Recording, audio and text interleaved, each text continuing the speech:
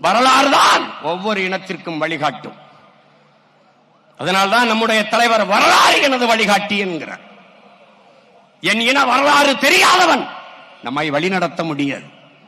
நம்ம ஒரு கோட்பாட்டை, ஒரு தத்துவ நிலைப்பாட்டை ஏற்றுக்கொண்டிருக்கும். என் உடன் பிறந்தவனே, தகப்பன் என்பவன் நம்மை பெற்றவனாக இருக்க வேண்டும். தலைவன் என்பவன் நம் ரத்தவனாக இருக்க வேண்டும். நம் மொழி புரியாதவன் நமக்கு இறைவனாக இருக்க முடியாது. நம் வழி உணராதவன் நமக்கு தலைவனாக இருக்க முடியாது. நம்மின வரலாறு தெரியாதவன் நமக்கு வழிகாட்ட முடியாது. இது நம்ம கோட்பாடு.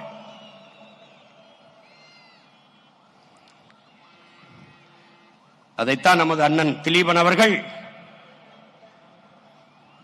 உண்ணா நோம்பிருந்து உயிர் நீத்த அந்த ஈக மறவன் என்னின வரலாறு தெரியாதவன், என்னை ஆள்வதற்கு தகுதியற்றவன், அருகதையற்றவன் என்கிறார்.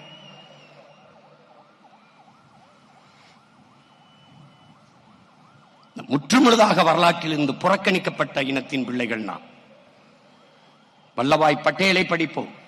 நம்முடைய அருமை பாட்டன் செக்கிழுத்த செம்மல் வ.உ.சியை படிக்க மாட்டோம், வாய்ப்பில்லை. வீர பெண் என்றால் சான்சி ராணி, நம்முடைய வீர பெரும்பாட்டி மானமரத்தி வேலு நாச்சியாரை படிக்க வாய்ப்பில்லை. வீர பெரும்பாட்டன் தீரன் சின்னமலையோ, பூலித்தேவனையோ, மருதுபாண்டியரையோ, அழகுமுத்துக்கோனையோ, சுந்தரலிங்கத்தையோ, வெள்ளையத்தேவனையோ படிக்க வாய்ப்பில்லை. பெரும்பிடுகு முத்தரையரையோ, பண்டார வன்னியரையோ படிக்க வாய்ப்பில்லை. வரலாறு தெரியாதவன் மீள எழ முடியாது. அதனால்தான் வரலாற்றில் தெளிவு வராத எந்த இனமும் எழுச்சி பெற முடியாது என்கிறார் புரட்சியாளர் லெனின்.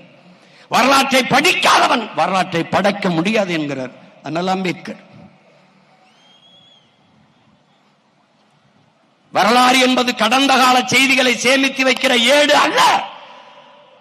அது நிகழ்காலத்திற்கான அடித்தளமும் எதிர்காலத்திற்கான உயிர் தொடர்பும் என்கிறான் ஹிட்லர்.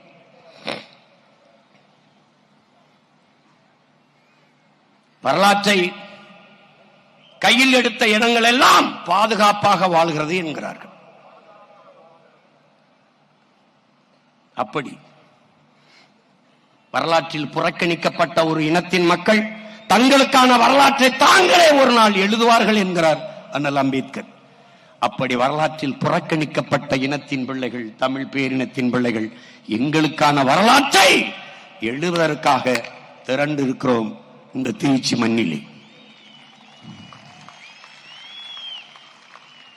நமக்கென்று வரலாறு 50,000 ஆண்டுகளுக்கு மூத்த உனக்கும் எனக்கும் வரலாறு என்ன? திராவிட இயக்கம் தோற்றுவிக்கப்பட்ட அந்த தொடங்கிய காலத்தில் இருந்து இந்த 100 ஆண்டு கால திராவிட இயக்க வரலாறு தான் உன்னுடைய அரசியல் வரலாறு, உனக்கு வரலாறு. ஐயா ஈவேரா தொடங்கி இன்றைக்கு ஐயா ஸ்டாலின் வரைக்கும், நாளைக்கு தம்பி உதயநிதி வரைக்கும் தான் உனக்கு வரலாறு. இதுதான் வரலாறு. எங்கே உன் மூவேந்தர்? எங்கே இமயத்தில் கொடிய நட்ட இமயவரம்பன் நெடுஞ்செழியன்? எங்கே ஆரிய படை கடந்த பாண்டிய நெடுஞ்செழியன் படித்ததெங்கே? எங்கே கல்லணை கட்டிய கரிகால் வளவனின் வரலாறு? எங்கே உலகில் பல்வேறு நாடுகளை வென்று 3வது பெரிய வல்லரசு நிறுவிய அரசனுக்கு அரசன் அருள்மொழி சோழன் வரலாறு எங்கே? அரசேந்திரனின் வரலாறு எங்கே? நீ புறக்கணிக்கப்பட்டாய்.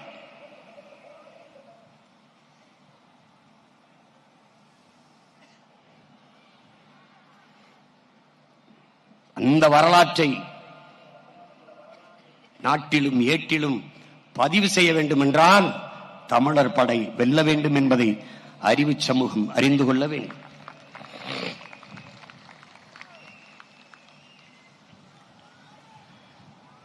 இங்கே இருக்கிற கட்சிகளை நீ ஆழ்ந்து பார். அவர்கள் முன்வைக்கிற அரசியலை உற்று நோக்கு. என் அன்பு பிள்ளைகளே, விழிப்புணர்வு தான் விடுதலையின் முதல் படி என்கிறார் நம்முடைய தலைவர். அந்த விழிப்புணர்வு தான் மாற்றத்திற்கான முதல் படி. என்ன விழிப்புணர்வு? இலவசம், அரிசி இலவசம், பருப்பு இலவசம், வேட்டி இலவசம், எல்லாம் இலவசம்.